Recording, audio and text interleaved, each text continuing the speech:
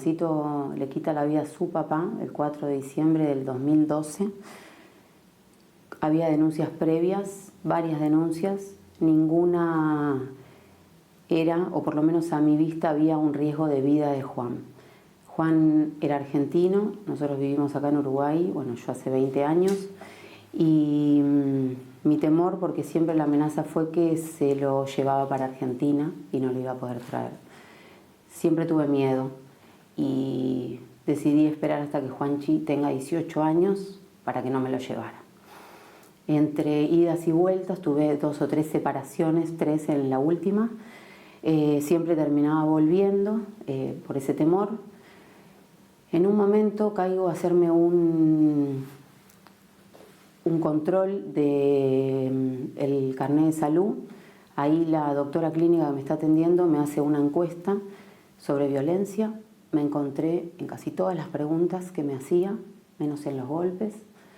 Y me dijo que la asistencia social iba a ver mi caso y me iba a derivar si era necesario.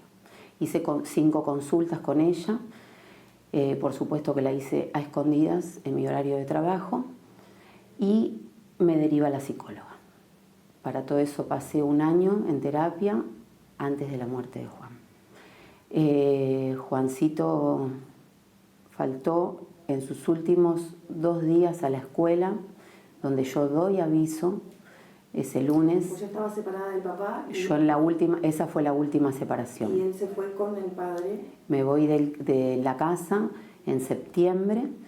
En diciembre tuvo el 2 de diciembre la fiesta de fútbol, entonces fuimos en el Club Otto Wulff y él esa noche se va con el padre. Él siempre, cuando estuvimos separados, lo vio un día conmigo y un día con el padre.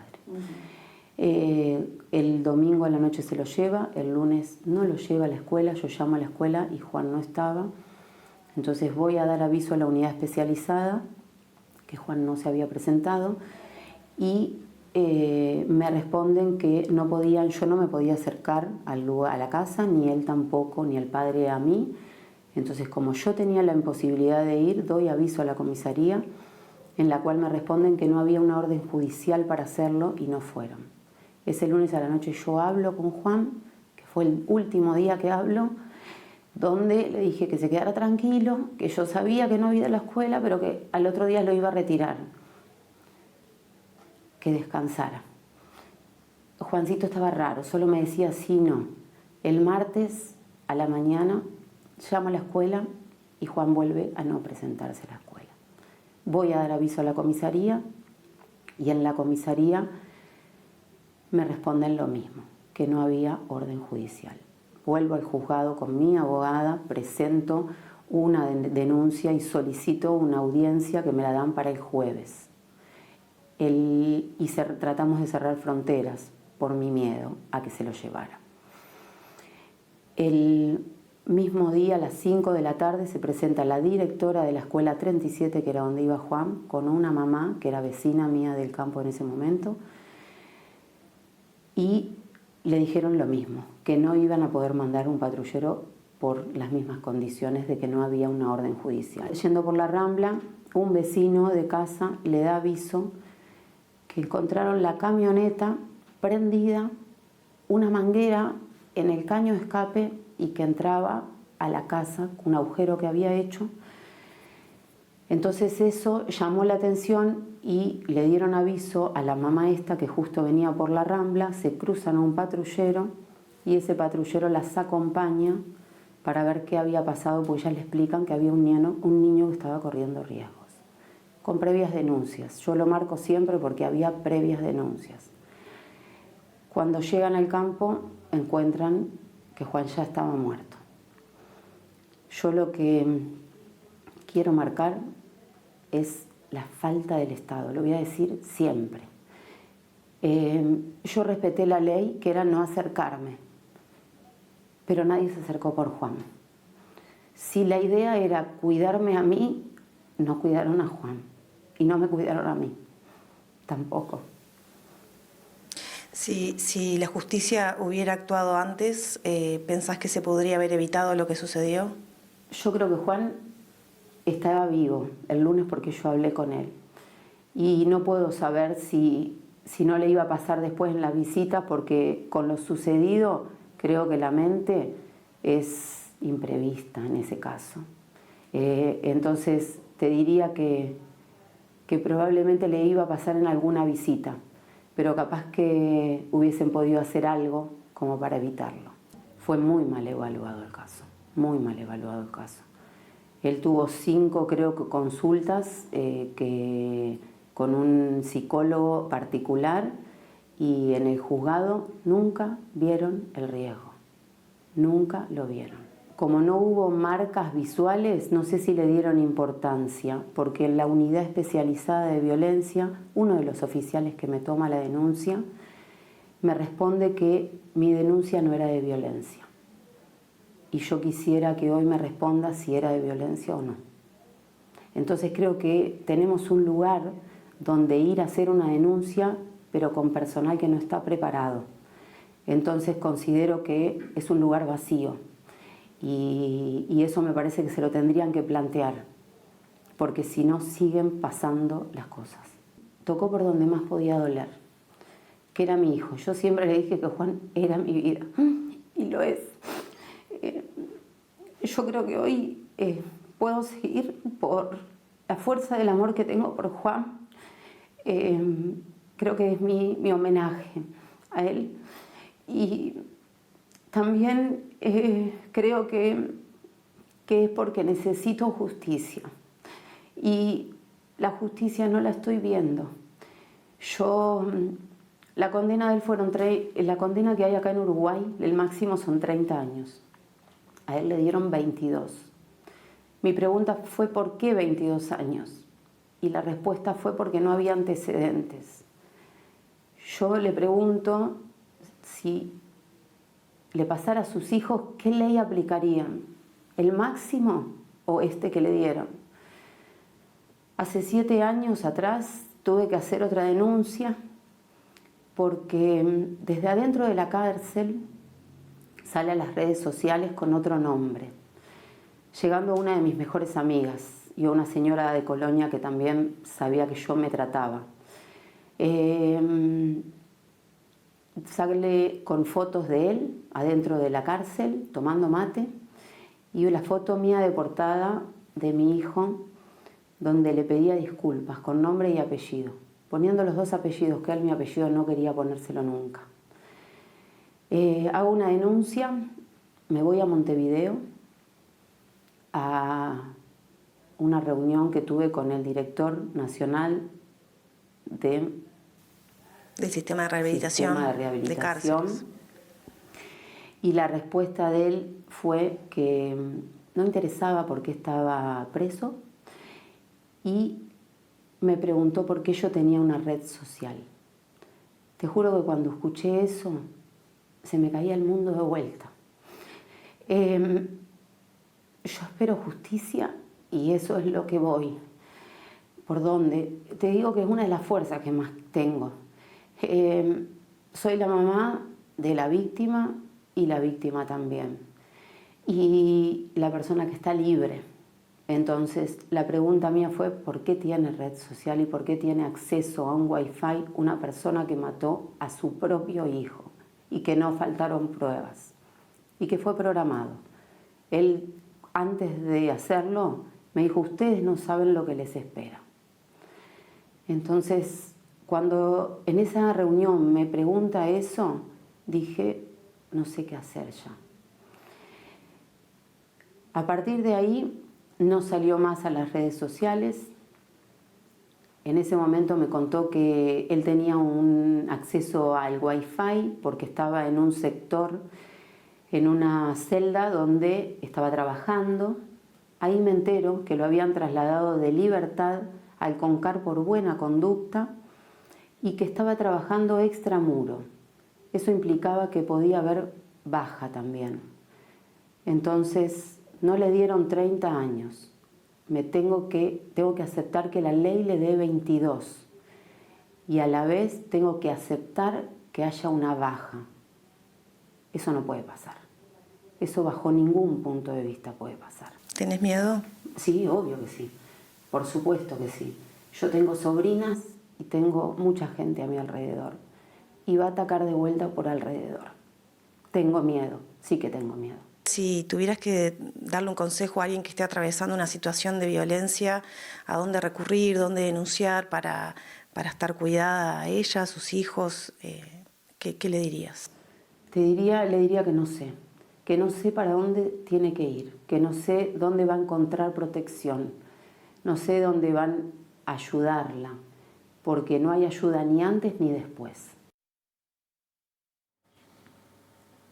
Bueno, allí el testimonio de Evangelina, le agradecemos su valentía para dar su testimonio. Para conversar del tema les decíamos que íbamos a dialogar con especialistas. Le damos la bienvenida entonces a Andrea Tuana, trabajadora social, magíster en políticas públicas y de igualdad, directora de la ONG El Paso, integrante de la Red Uruguaya contra la Violencia Doméstica y Sexual. También le damos la bienvenida al psicólogo Fernando Rodríguez Añón, integra el equipo de transversalidad de la Asesoría de Género de la Intendencia de Montevideo, fue docente de Género y Masculinidad en la Universidad de la República.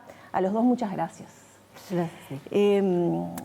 Los invitamos a los dos para hablar de violencia vicaria, conmovidos por la situación de público conocimiento que pasó en Soriano. Accedimos a este testimonio.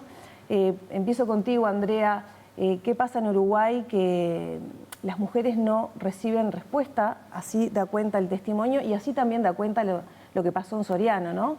Con estos dos niños que murieron a manos de su padre. Bueno, lo primero que me gustaría decir es mandarle un abrazo muy grande a Evangelina, porque ella, bueno, dio generosamente su testimonio, que sabemos que es muy doloroso, que revive todo, pero que es muy importante y que ella lo quiere hacer para ayudar también a otras personas.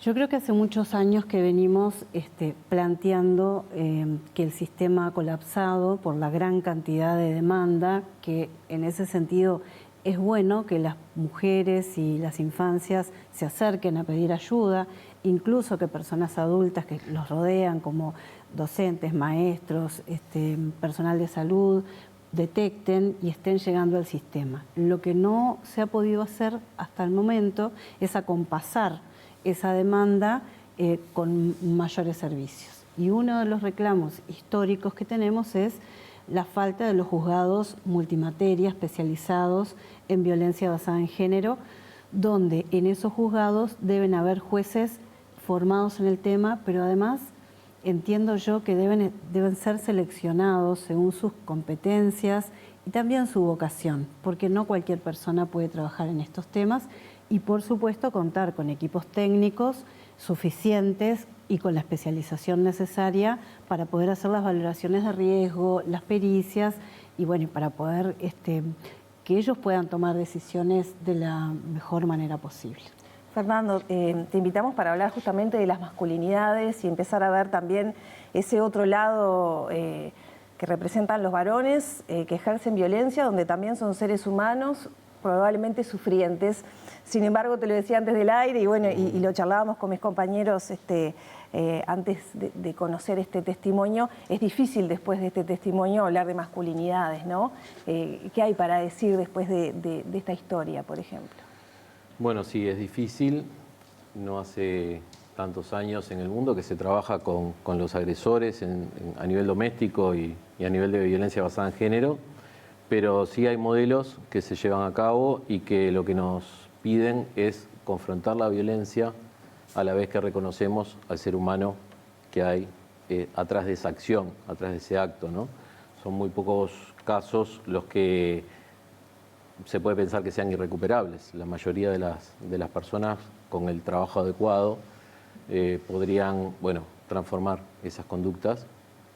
En Uruguay la ley 17.514 en el 2002 planteó la rehabilitación de los agresores y bueno, recién, casi 10 años después, la Intendencia de Montevideo generó un programa que se llamó en su momento de atención a hombres que deciden dejar de ejercer violencia y bueno, es un programa que hasta el día de hoy sigue con el trabajo con hombres que ejercen violencia basada en género y generaciones, pero lamentablemente en el resto del país no se ha podido llegar por lo menos de manera masiva, sí mujeres hace atención a aquellos hombres que tienen el dispositivo electrónico de seguimiento y control, la tobillera, y se piensa en poder ampliar eso a más hombres que de alguna manera sabemos que lo necesitan, pero bueno, siempre al final la falta de presupuesto limita esas acciones, ¿no?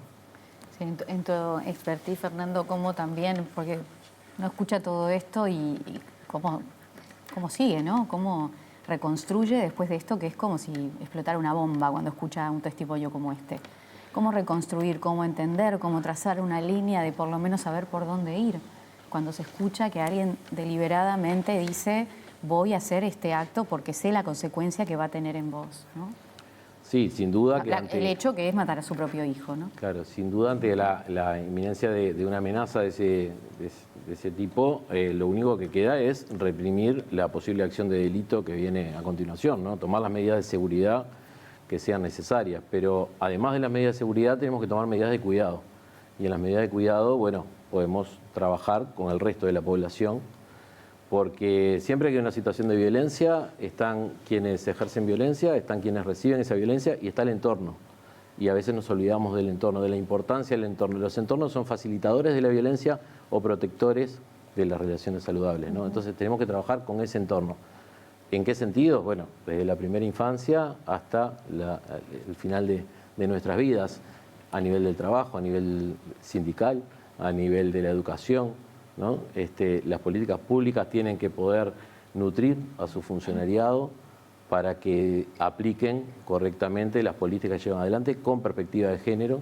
Un poco en el testimonio se deja en evidencia que, bueno, si tenemos una buena mirada, una buena escucha, una buena intervención, sin duda que las cosas pueden tener otros fines, ¿no?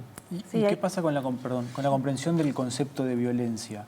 ¿Es la adecuada la que tiene la sociedad? Porque cuando decimos violencia, la imagen que se representa es la violencia física, pero los demás tipos de violencia muchas veces son las señales previas que hay que captar para entender que la situación reviste gravedad. ¿Está bien aprendido el concepto de violencia? Yo creo que han habido etapas en donde, por ejemplo, cuando se sanciona la ley 17.514 allá por el 2002-2004, en donde sí hubo un trabajo muy importante, en donde se intentó establecer, bueno, de qué hablamos cuando hablamos de violencia. La violencia es grave, produce efectos muy importantes en la vida de las personas.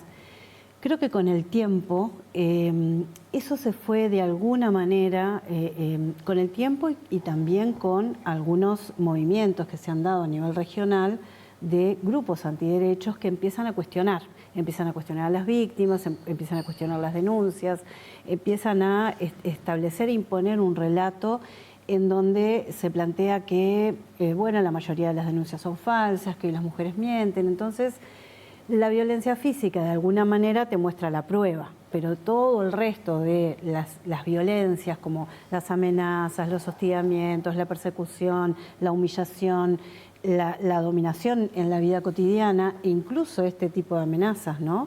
Te voy a dar donde más te duele, no los vas a ver nunca más, me voy a llevar a los chiquilines. Esas amenazas constantes no han sido tomadas con la seriedad y la importancia que requiere. Entonces, lo que vemos muchas veces es que, si bien en los juzgados especializados en la primera intervención se toman las medidas, una vez que esas medidas terminan, que puede ser a los 180 días, en algunos casos un año completo, estos casos pasan a familia y en familia el concepto de violencia empieza a perder fuerza. Hay algunos jueces que dicen, bueno, esto fue en el pasado o la violencia fue contra usted, pero ahora tenemos que mirar por la situación de los niños, que los niños tienen que vivir con su papá y con su mamá o compartir el tiempo. En otros casos toman esta idea de la denuncia falsa, de que la madre está demasiado vengativa o demasiado rencorosa, y empiezan a flexibilizar esta seguridad de la que hablaba Fernando, ¿no? Empiezan a fragilizar la protección, dan visitas, hay niños que se niegan, se obliga a las visitas, ahí hablamos de los hechos de revinculaciones forzadas que realmente ponen a los chiquilines en unas situaciones espantosas, de tener que ir forzados, con miedo, rechazando el encuentro, pero obligados por un juez o por una jueza, y todo el sufrimiento que eso trae también a las mamás, ¿no? Que tienen que decirle, no quiero ir, pero tenés que ir igual. Se debería cambiar la legislación y que cuando haya medidas cautelares de acercamiento a la madre también se incluya a los niños, porque este caso que veíamos Evangelina, la escuchábamos, y el caso de Soriano, el padre tenía restricción de acercamiento a la mujer, pero no a los hijos, ¿no? Eso está previsto en la ley 19.580, en el Código de la Niñez, pero la ley de corresponsabilidad en la crianza cambia algunos artículos del código y esto que decimos, ¿no? Fragiliza la protección y permite que un juez de familia, 24 horas después que un juez especializado tome medidas, las puede revisar y las puede quitar, en el entendido de que, esa ley permite que existan visitas, incluso tenencias compartidas, aún en casos de violencia, aún habiendo habido anteriormente medidas cautelares. Entonces, sí es necesario un cambio legislativo donde se derogue esta ley y donde literalmente se prohíban las revinculaciones forzadas y las terapias de revinculación cuando existen antecedentes de violencia. Estamos hablando de muchos niveles, ¿no? El nivel previo, Evangelina contaba que ella se dio cuenta que era víctima de violencia psicológica cuando accedió a un cuestionario al hacerse el carnet de salud, ¿no? No se daba cuenta y es una mujer con recursos culturales como para poder tener esa información. Está después el abordaje una vez que se denuncia, preventivo, y después la ayuda o reparación, entre comillas reparación, no creo que se pueda reparar la pérdida de un hijo así, después de qué pasa. Evangelina muestra que fallaron todos los niveles, ¿no? Me surge ir al primero, Fernando, y preguntarte qué pasa con la percepción de la violencia, un poco atándolo a la pregunta que hacía Nacho recién, y qué le pasa a los varones con la violencia, ¿no? Con la necesidad, no todos, pero de ejercer su masculinidad a través de la violencia, ejerciendo poder físico, psicológico, de esa manera.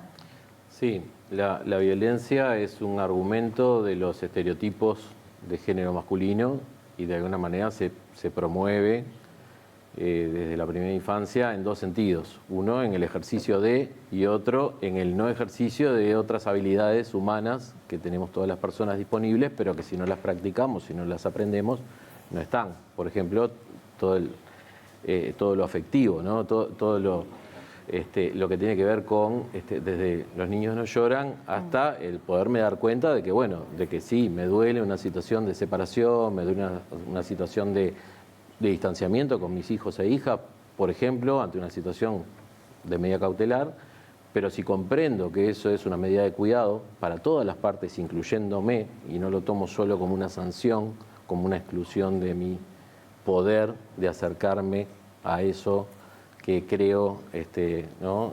Mi propiedad, ¿no? Entonces, sin duda que la violencia es uno de los argumentos que lamentablemente los varones tenemos más disponibles. De hecho, en una mirada interseccional, cuando se limitan otros recursos para demostrar el hombre que soy, lo que termina apareciendo en general, con más prevalencia, es la violencia en sus diferentes sentidos. Entonces, ¿cómo desmontar esto? Bueno, con mucha sensibilización, con mucho aprendizaje, con psicoterapias, por supuesto. La construcción de la subjetividad masculina sería largo de explicarlo, pero tiene una serie de condicionantes y las subjetividades pueden tener apoyo para reestructurarse, ¿no? Esto lleva tiempo, por supuesto que no se puede hacer.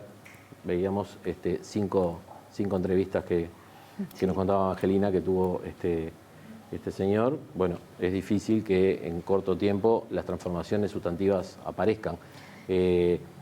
Un elemento que también tenemos hoy en Uruguay, en la Intendencia de Montevideo, para la gente que vive en la capital, es una línea de atención telefónica para hombres. La tenemos ahí en pantalla para que puedan acceder al número, ahí lo tienen. Es el WhatsApp. Tenemos este WhatsApp que es para el servicio de atención a hombres que ejercen violencia de género y generaciones, pero también hay una línea de atención telefónica a hombres para que llamen a comunicar sus preocupaciones. 1950, 51, Exacto. 51. ¿Y esto por qué? Porque como entendemos que los hombres tenemos dificultades para hablar de nuestros problemas, de lo que realmente nos duele, y muchas veces canalizamos eso de muy mala manera, sobre todo con ejercicio de violencia hacia nosotros mismos y hacia otras personas, bueno, una línea de atención que pueda de alguna manera sostener los momentos de crisis o guiar o de alguna manera acompañar para que este hombre se comunique con el servicio que le corresponde según su problemática, que quizás no sea de violencia. Entonces estamos haciendo prevención mucho antes de que llegue el motivo de la denuncia, porque no hay ni siquiera un acto de violencia, ¿no? Tenemos también los teléfonos del Ministerio de Desarrollo Social, porque a través de estos teléfonos también se puede acceder a atención, tanto mujeres como varones que quieran recibir asistencia en materia de violencia de género. Sí, nos decía ayer, estábamos hablando con juezas de familia y la jueza Maynard nos decía que también tienen antecedentes de algunos que se presentan para que les firmen el papel, como que van a la consulta y queda en eso también. ¿Ustedes pueden de alguna manera tener un mecanismo de poder avisar o es muy difícil hacer eso también desde su lugar cuando simplemente vengo porque me obligan, porque es una disposición de la justicia y la verdad no me comprometo con el proceso? La Intendencia de Montevideo, para los hombres que asisten al Servicio de Atención de Violencia, tiene un mecanismo muy aceitado donde es la propia Intendencia la que da informes ante el pedido de la justicia. Digo, yo no estoy en esa parte, pero conozco que funciona y funciona muy bien desde ese lugar. No se le da al señor el comprobante de... Y en lo que tiene que ver con las psicoterapias individuales, bueno, ese es un compromiso ético del profesional actuante que tiene que hacer la valoración de riesgo y ante esa evaluación, bueno, evaluar qué certifica y de qué manera, porque, bueno, cualquier certificado puede ser usado de muchas maneras, ¿no? Claro, por eso hay que lograr que lleguen, ¿no? Ese exacto. Es otro tema ahí, también. si me permiten, Sí. bueno, la Facultad de Psicología hace más de 10 años que da formación en género y masculinidades y sería importantísimo que lo UDELAR en todas sus carreras profesionales pudiera incluir esta mirada, ¿no? En sentido amplio, que no sea una materia optativa o que no sea una anécdota que una vez lo vi, sino que realmente cualquier profesional que esté en contacto con personas, que somos la mayoría, debe tener una mirada integral sobre esta problemática porque es, como lo decía Evangelina, es la forma en que ante un cuestionario, ante una entrevista, ante una valoración, la persona se pueda dar cuenta que está en una situación de violencia o el profesional pueda de alguna manera detectar y hacer una derivación oportuna. Andrea, la red logró una mesa de diálogo con Presidencia el otro día en la movilización luego del caso de Soriano. ¿Qué se pretende de ese diálogo? Porque muy lindo todo, pero si no hay recursos, ¿no? En la ley de presupuesto no aparecen recursos para la ley integral de violencia basada en género. Bueno, ahí lo que se pretende, primero es ampliar un poco más la mesa, poder invitar a otros actores colectivos de la sociedad civil.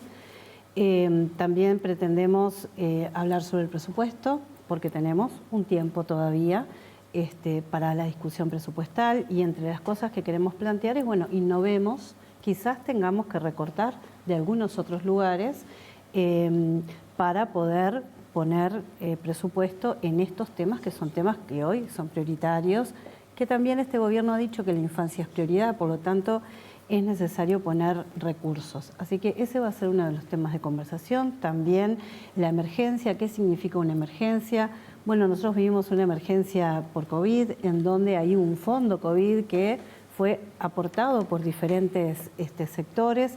Creemos que también puede haber un fondo para poder trabajar y para poder generar respuestas inmediatas, urgentes, fortalecer algunas que pueden ser trabajadas también desde un fondo de urgencia que pueda hacer aportes de distintos lugares. Y bueno, tenemos muchos otros temas también, como los temas legislativos para seguir conversando. Cerramos mostrándoles el 0800-4141 que teníamos ahí de mujeres para bueno, denunciar o desde un celular, asterisco 4141 para cualquier mujer que esté atravesando o tenga dudas, ¿no?, sobre su situación en cuanto a la violencia de género.